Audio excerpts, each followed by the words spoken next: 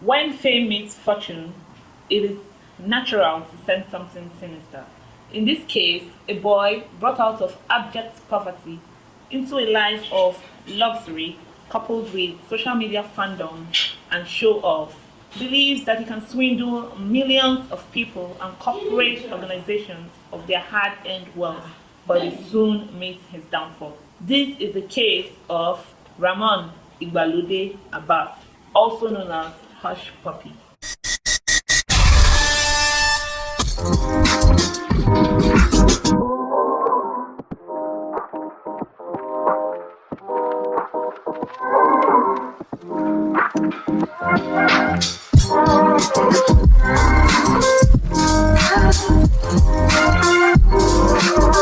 My name is Sefina and I am your Eleganza queen. I am currently putting on Ais Bespoke, a fashion house based in Ufedo, Abuja. My glowy skin is courtesy Ufedo skincare. This video is produced by Ais Global Ltd, a media production house and an event planning and management company. You can check them out at the description below. Before we go in depth, I'd like to give you an overview of the story. Ramon Abbas is a Nigerian facing criminal charges in the US for conspiracy to launder money obtained through BEC scams and other frauds. On the night his apartment at the Palazzo Versace was raided, he was arrested alongside 11 other accomplices in 6 simultaneous raids. Detectives seized over $40 million in cash, 13 luxury cars, 21 laptops, 47 smartphones, 15 memory storage devices, and 5 hard disks, together with 800,000 emails of potential victims. Kosufe is one of the local government area in Lagos, southwest Nigeria. This local government covers an area of 81 square kilometers and has a population of about 500,000 people. Yoruba language is generally spoken here, and the populace comprised of people from different ethnicities. Trade is an important part of the economy in Kosufe local government area. One of the districts in Kosufe local government area is Shoki.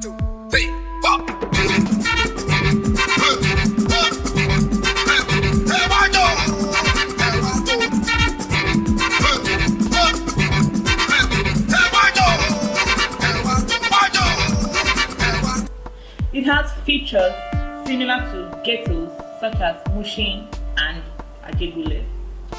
Shoki is strategically located to connect the mainland areas to the island areas through the 3rd mainland bridge.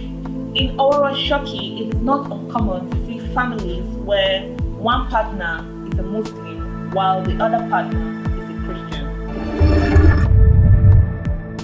It is here in Shoki, on the longest road called the Oworo Road, that Abbas Ramon was born on the 11th of October 1982 into a meager family. His mother was a bread seller and other food item seller.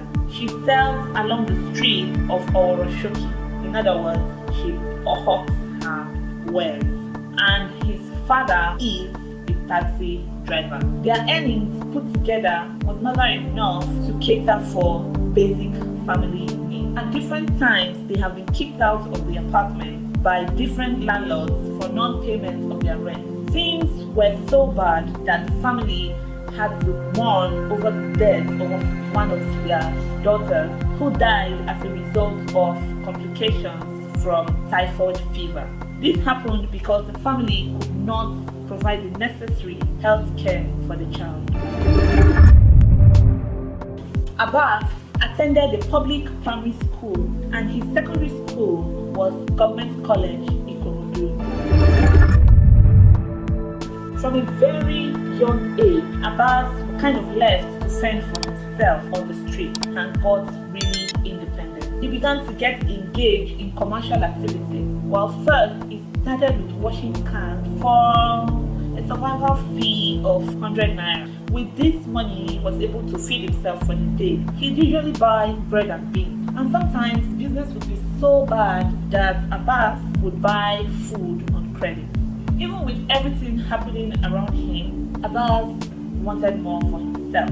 He was already living in an environment that connects the mainland to the island, and he always desired to be on the island rather than the mainland. He also desired so much more for himself. When he talks to his friend, his conversations always borders around fashion, design labels, and other accessories. So it was natural for him to venture into buying and selling of second-handed clothes. Abbas would go to nearby big markets and pick second-hand designers' clothes, would tidy them up and prepare them for sale. It always broke his heart each time he does this because he couldn't afford to keep these clothes for his personal use.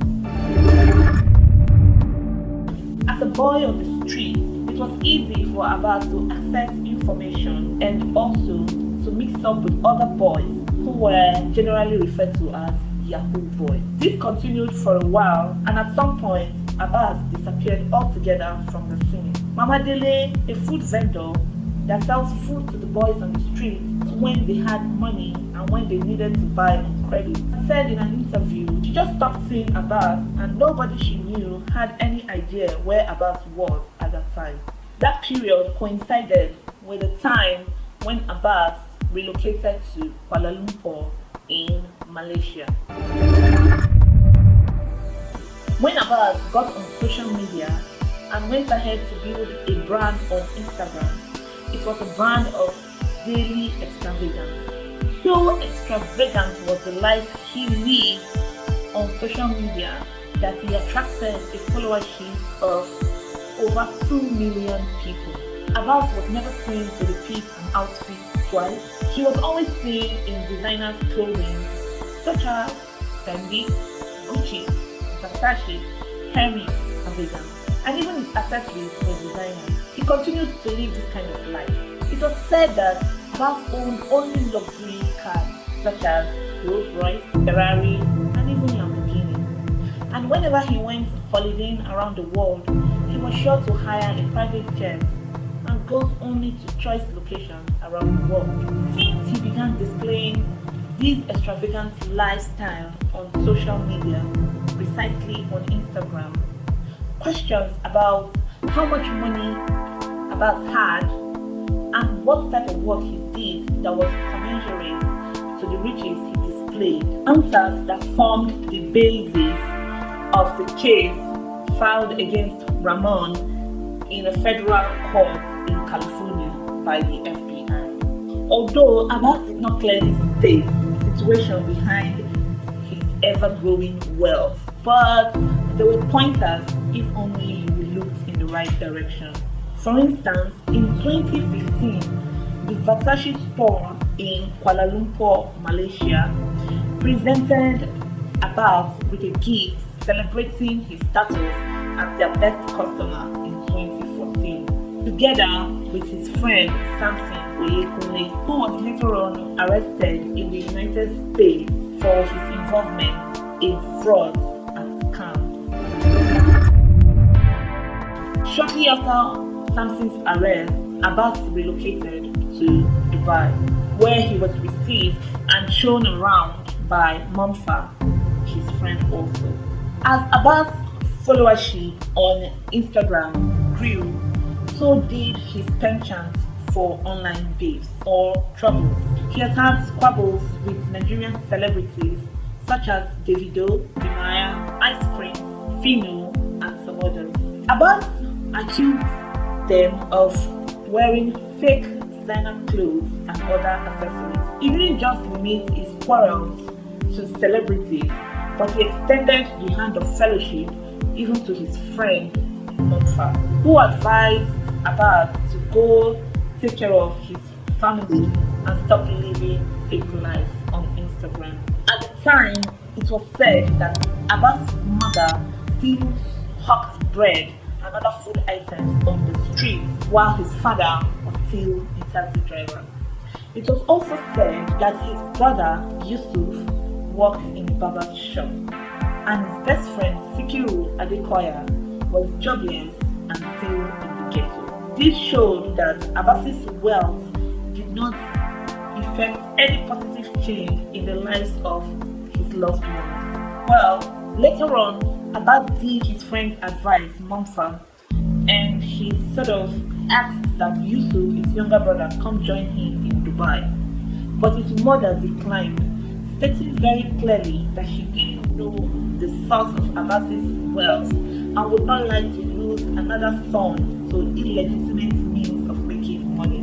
Because of this, Abbas invited his friend Sikiru Adekoya instead. He gladly accepted the offer and flew to Dubai to meet Abbas. 2 years later, Abbas was busted by the Dubai police and arrested, unfortunately with Sikiru Adekoya. Well, it was after his arrest that he was alleged to have been involved in multiple BEC scams. BEC scam means business email compromise. A BEC scam starts with a hacker hacking into the corporate email account of a company. Once inside, the hacker begins to send both incoming and outgoing mails to himself. He continues to monitor the mails of the company, looking out for communication patterns, trying to understand the company's customers, and looking out for payments that were due. Once an invoice is ready and payment is to be made, these hackers put themselves in the middle of the transaction. Well, it was one scam that Abbas got involved in. When Abbas clocked 37, the event was met with extravagance to the core. Later on, Abbas put out posts, somewhat motivational, trying to encourage people to understand that there is light at the end of the tunnel, using himself as a case study or even a model. Later that day, in the evening, a huge party was held in his honor at the Burberry store in Dubai. Detectives have come up to say that only 5 days after his 37th birthday, Abbas got another reason to celebrate. The Chase Bank account which he had received a wire transfer for $923,000 from a law firm in the US, which was meant to be payments owed to one of its clients. When a paralegal at the law firm, simply identified as Casey, sent a message for the details of the transfer, she received a fax instructing her to send the money to the Chase Bank account. In order to make sure that everything matches correctly, she called the number on the fax and she got clearance to do the transfer. So she initiated the transaction. But in truth, nothing matched because both the fax and the phone call allegedly come from somebody from Abbas's orbit, or very likely Abbas himself. From the Chase Bank account, 1/3 of the money was sent to the Canadian Imperial Bank of Commerce, while the other money was sent to different accounts around the world. Abbas later sent details of the transaction to a Canadian American known as Caleb Alomari. Caleb Alomari contacted a third person to confirm whether the money had arrived. Upon confirmation, he got back to Abbas and told him the money had arrived. Well, Abbas wanted a screenshot of the transaction, and so he asked that it be sent to him. Caleb did promise to send Abbas the screenshot, but this was never to happen, as Caleb at the time was on a flight going somewhere. As soon as he landed at the airport, men of the FBI arrested him. At the point of his arrest, he had his phone with him and contacts for Abbas. Also, all communications between himself and Abbas was on the phone. It was later alleged that Abbas and Galeb are part of a loosely connected network of people carrying out BEC scams. Agents of the FBI also alleged that the hackers were Korean state-sponsored hackers. Usually, when Galeb wants to carry out a BEC scam, allegedly, he would contact Abbas for account details that can receive the millions of dollars that was about to be transferred from a corporate account. Abbas would in turn provide the account details to enable the BEC scam to go on. On the 8th of June 2020, Abbas was on the second floor of his apartment sleeping when men with guns broke into his apartment. At first, he thought that they were armed robbers, but later discovered that they were the Dubai SWAT team and they came ready for war. Abbas was arrested together with 11 other accomplices in 6 simultaneous raids. About $40 million cash was seized, 21 laptops, 47 smartphones, 15 memory devices, and 5 external hard drives, together with 800,000 emails of potential victims. It was also alleged that Abbas attempted to defraud 2 UK companies up to the tune of $100 million, of which one of the companies owned an English Premier League team. Abbas has 2 children from 2 different women, one a boy and the other a girl. And I always wondered to myself, what will become the fate of these children? Please tell me what you think in the comment section below, and I'll be sure to reply all of your comments. Thanks for watching. See you in my next video. Bye. If you have enjoyed this video, please do well to like this video. Also, subscribe and hit the notification button so that you can get more content like this. The best way you can support me is to help share my videos. You can drop your comments at the comment section below and I'll be sure to respond to most of them. Thank you.